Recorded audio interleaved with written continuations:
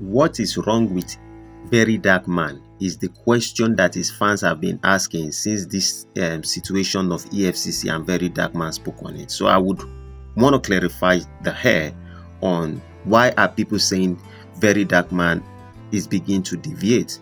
Recently, a tragic incident involving the EFCC's midnight operation has raised critical questions about the conduct of law enforcement agencies and their methods. This is not just a matter of one life or of one life lost, but of broader implications for the safety and trust of citizens.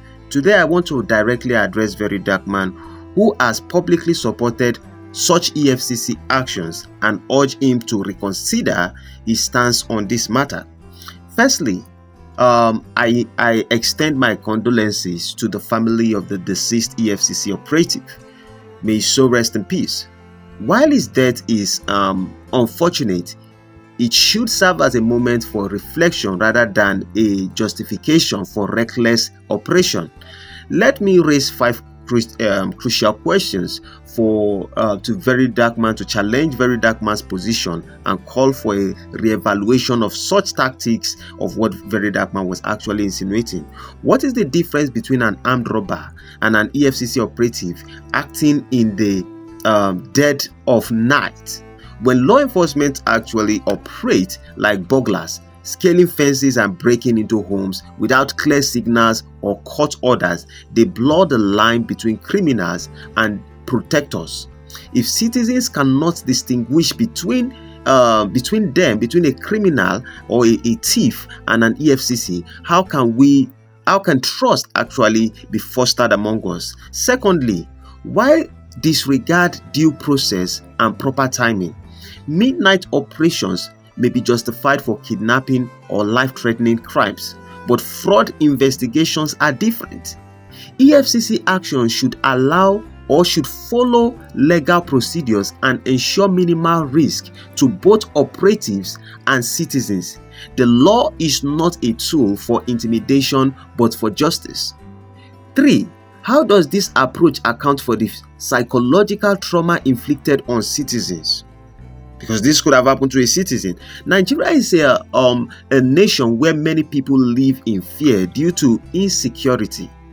Bursting into someone's home unannounced at maybe 3 a.m. can escapade what we call PTSD, provoke defensive reaction, or even lead to avoidable loss of life. Fourthly, what precautions are taken to ensure the safety of operatives and civilians? By not announcing themselves or seeking court orders, EFCC operative put their own life at risk in a country where some citizens, despite restrictions, may own firearm for self-defense. Such actions might be what we call perilous.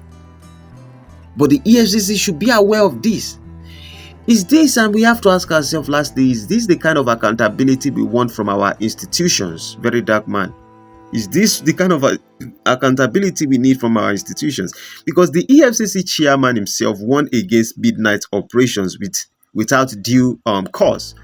Why then are such actions continuing, and who grants these permissions to these people? Justice must not be carried out recklessly or for show. This is not a show. It must align with the principles of fairness and legality. You were using Hush Puppy matter to compare it with the EFCC matter. Was Hush Puppy in Nigeria? Was insecurity in Dubai? Insecurity is in Nigeria, and their type of fear and trauma. If when people were asking the address, when somebody posted a letter about your address in your house the other day, didn't you fly out and you say you are no more staying in the house because your accommodation has been compromised? Oh God, so if it has not been compromised, you should be in that house. So to Verydarkman, I say this: as a public figure with influence, your stance actually matters. Supporting such actions without considering the broader implications undermines your credibility and alienate the very fans who have stood by you. Nigerians are already questioning your judgment, especially after controversies like the altercations with Little Smart and the NGO prank. I think it is time to reflect and realign your voice with reason and justice. So to the EFCC, I urge caution and adhere to proper procedures. The fight against corruption is essential, but the methods must reflect the principles of justice and fairness.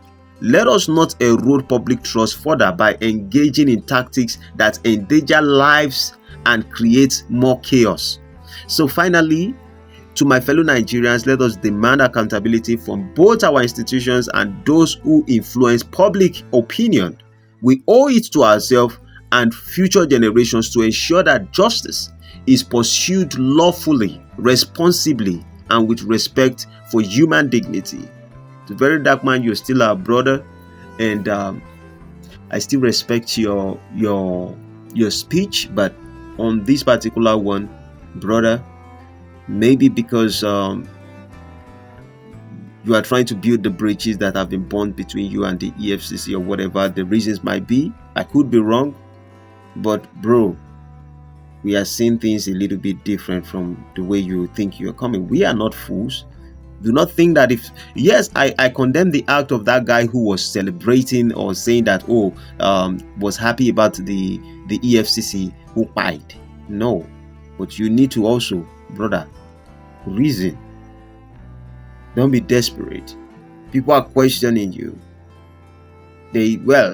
Yoruba will say something. If you keep talking, you will say things that you are not supposed to say. Reflect, chill video.